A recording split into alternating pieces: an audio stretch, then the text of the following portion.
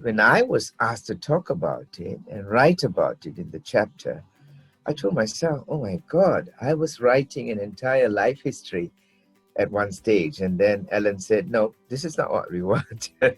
You will have to focus on the things that you thought were evolving within you. And I told myself, okay, uh, some time ago, I was speaking in Indonesia. I go to Indonesia very often, and speaking in Indonesia, and I incorporated part of TPR into a uh, a suggested lesson, and at the end of the talk, and the audience, one person in the audience came up to me and said, hey, Professor Brian Tomlinson has a, a different thing. It came out of TPR, but it's evolved into something. And have you seen it? And I said, yes, I listen to Brian Tomlinson all the time. I mean, whenever he's in Asia, Southeast Asia, and I said, wow, where did you listen to this? And she said, he came to Indonesia some years ago, and he did this. He did a workshop on this.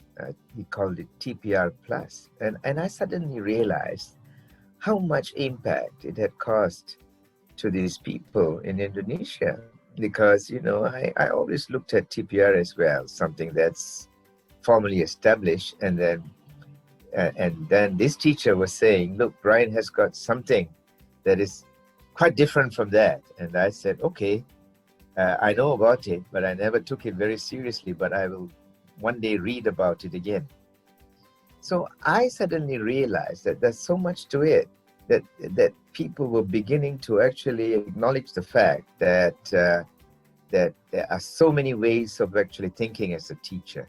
So you have an acquired knowledge, but this knowledge evolves and changes all the time. It's in a state of flux, and you get different things at different times of your teaching career, because you feel that you have to accommodate these things into your own context. I was inspired by my own chapter because of my Standard 1 teacher. You call it a Grade 1 teacher in some contexts, but in Malaysia we say Standard 1 teacher. I was inspired by her because she seemed to be like a Julie Andrews kind of person, somebody who would actually just create so much of drama in the classroom and outside it. And my Standard 1 teacher, my Primary 1 teacher, was the one who made the difference.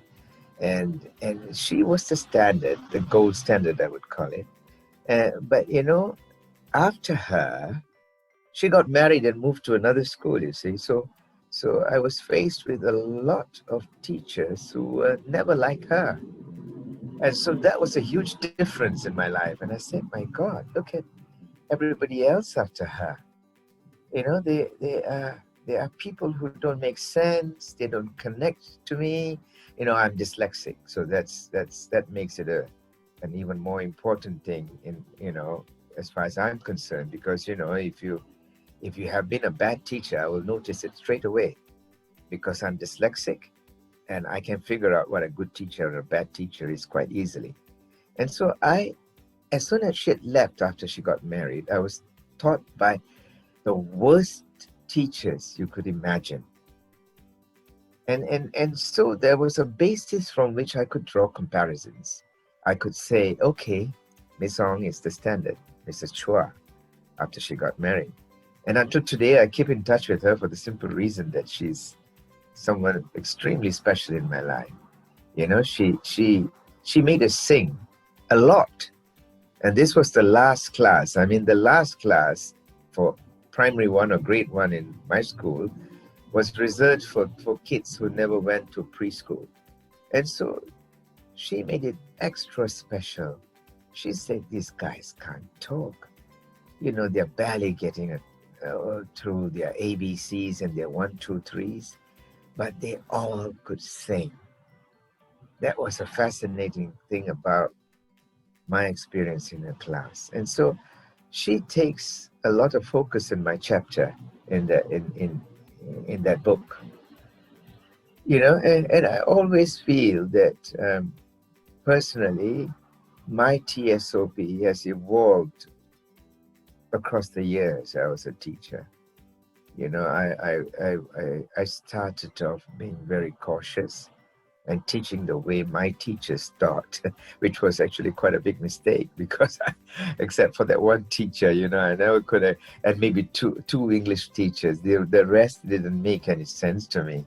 I mean, if you use the textbook all your life in classrooms where you have been teaching, and if you felt that meaningless drills were meaningful and made sense to you but never made sense to students and it didn't matter, then you're different.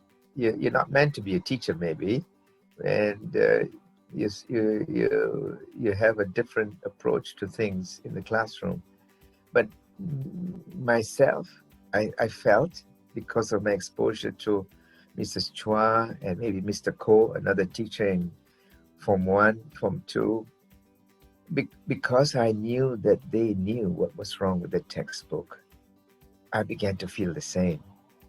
I felt that these people knew something was wrong with the textbooks, and they were trying so hard to engage learners through other means, songs and play and things like that. And I said, look, this is the direction I want to go. I want to make sure that my learners are engaged with me. I want to know that language teaching is not about prescriptions. It is about engagement. It is not you prescribing the grammar rules to a learner. It is about you figuring out to what extent the activities you have done with them have brought about language development. So there is a difference between teaching and learning. You can teach all the wrong things and people don't learn anything. But I think the bottom line is that as far as teacher sense of plausibility is concerned, most teachers who actually know the importance of this concept, TSOP, know that instinctively it's the creative aspect of their lives that's going to actually lead them into changing. Because a teacher, when he's faced with the classroom, starts hypothesis testing, and he tests all the methods that he has learned about, he has read about in the classrooms, and when it works, he starts improving on it, and he starts adding on things to things that work, and they work better and better all the time. So that's what basically it is.